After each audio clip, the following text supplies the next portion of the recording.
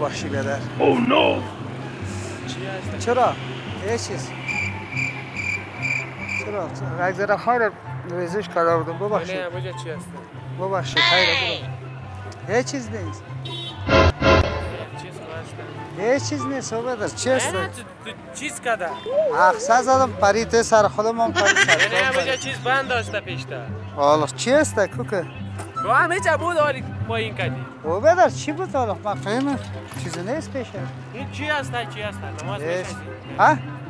نه او بدر حالا اخسا زدم حالا اخسا خبردار نیست. نماز میشه؟ آه چطور؟ از خاکو بیشه دیگر همه اوجا.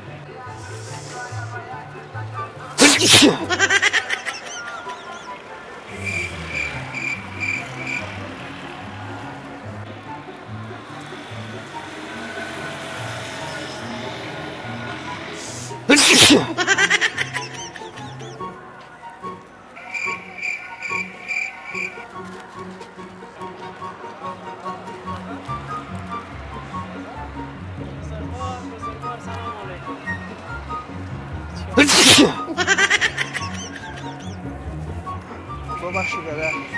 چطور شدی؟ ها ببخشید. بسیار ببخشید.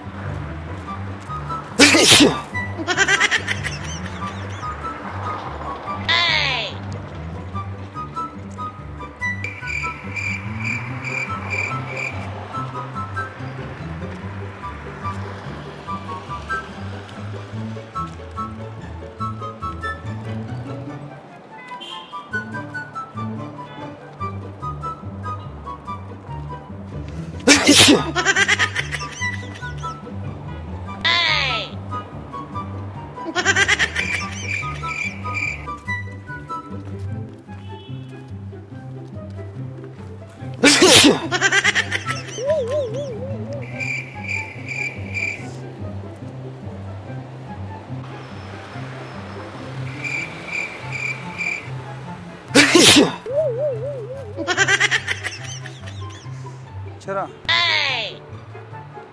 ببخشید ناغلطی حال ناغلطی شد دیگه اخسا زدم خیره ببخشید چطور شدی؟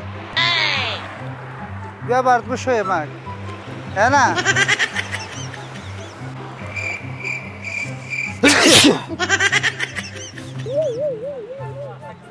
ببخشید چطور شدی؟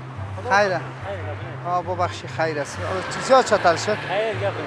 ببخشید دیگه یه بازارت میدادم اینجا کمره مخفی بود تفنگچه بود او پاک است در دستم تفنگچه بود ات زدم مقصد راستی نبود غلطه خواهی اقصد زدم گفتم باش فکر کنی که خیزدانش بر یک دست بالا خفق نشین دموتر است یک آزار داده مکن او پاک بود تفنگچه است یک ویدیو فرق میکردیم دست بالا دموتر از کمره